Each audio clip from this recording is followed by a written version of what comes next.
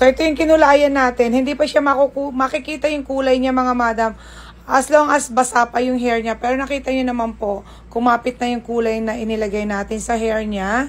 Ayan po. Ngayon, ang gagawin natin susunod ay lalagyan natin ng Brazilian or keratin treatment po sa iba, mga madam ko. Keratin treatment po sa iba ang tawag. Sa atin naman po ay Brazilian. Yan po naman yung gagawin natin ngayon. Ganon pa rin po, isi-section din pa rin natin siya ng 4 na section. Una pa rin sa likod. Yung Brazilian, mga madam, ay half inch away din sa scalp ha. Huwag natin although treatment po siya.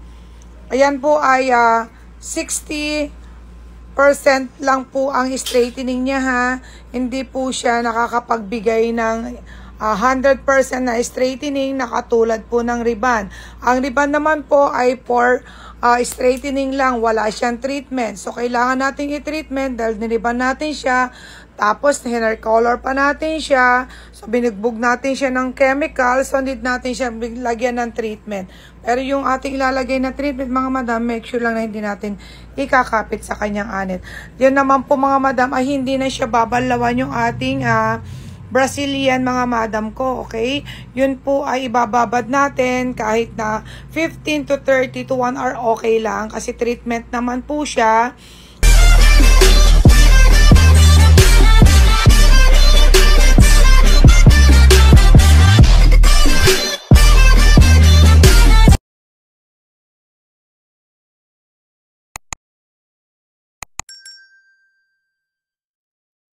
At pwede naman, same lang din siyang, dahil branded yung ginamit natin from Brazilian, 2 days bago niya balawan, conditioner lang din po.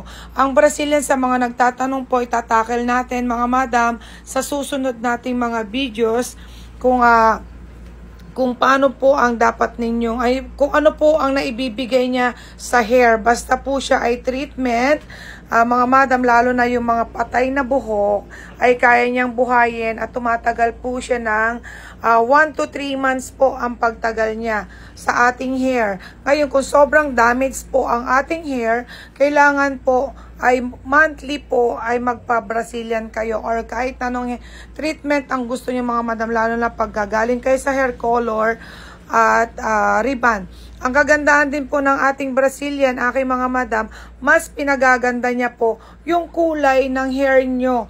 Mga madam ko, mas pinatitingkad niya, mas binubuhay niya.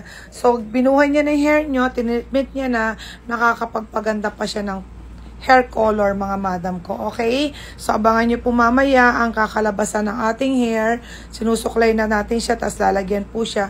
Lagi kong sinasabi sa inyo, isi-section nyo po siya bago po siya lagyan ng treatment, mga madam. Okay? Ang nagustuhan niyo po, mga madam, ang ating videos at ang tips natin sa ating pag-aalaga ng hair, pwede nyo rin gamitin hanap buhay sa inyong bahay. Comment na lang po sa ibang tanong. Follow and share for more videos, mga madam. Maraming salamat po. God bless everyone. Mama Chup Chup. Bye!